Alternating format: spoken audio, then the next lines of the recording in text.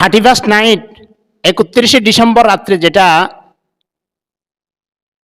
এটা কোনো মুসলমানের অনুষ্ঠান নয়, এটা বিজাতীয় সংস্কৃতি। নতুন বছর উপলক্ষে যারা করে খেয়াল রাখবেন, বিজাতি আমরা মুসলমান, আমাদের গায়ের রক্তের ভিতরে মুসলমানের রক্ত আছে।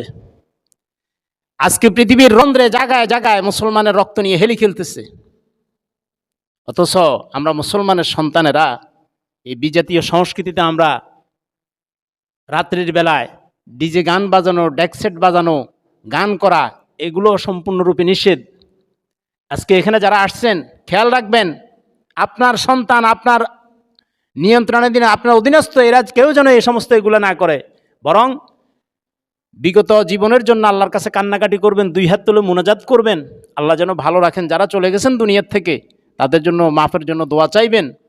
সামনে যে কয়দিন আল্লাহ দুনিয়া রাখেন, আল্লাহ যেন ভালো অবস্থা রাখেন। খেয়াল রাখবেন, আমার আপনার প্রত্যেকের চতুর্পাশে চারদিকে সব লোক চলে গেছে, কেউ নাই, আমি আপনিও একদিন চলে যাব। এই জন্য আল্লাহ বারবার বলছেন, ওয়াইলাইহি তুরজাউন, বান্দা আমি আল্লাহর কাছে ফিরে আসতে হবে। ওয়াইলাইহিন নুশুর, আমি আল্লাহর কাছে তোমাকে আশাই লাগবে। যে যেরকমই করেন, মানেন আর না মানেন, আল্লাহর পথে থাকেন আর না থাকেন, আপনাকে আমাকে একদিন মৃত্যুবরণ করাই লাগবে। এই জন্য আমরা এই বিজাতীয় সংস্কৃতিগুলোকে বর্জন করি।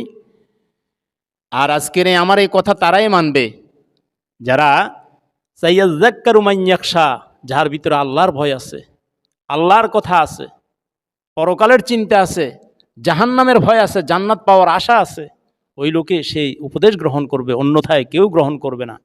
আজকে দেখেন আমাদের মুসলমান সমাজের ভিতরে বিজাতীয় সংস্কৃতি কিভাবে আমদানি হচ্ছে। আজকে মুসলমানের ছেলেগুলা ভুলে গেছে ইসলামের কথা, নবীর সুন্নত তরিকার কথা, আল্লাহ এবং আল্লাহর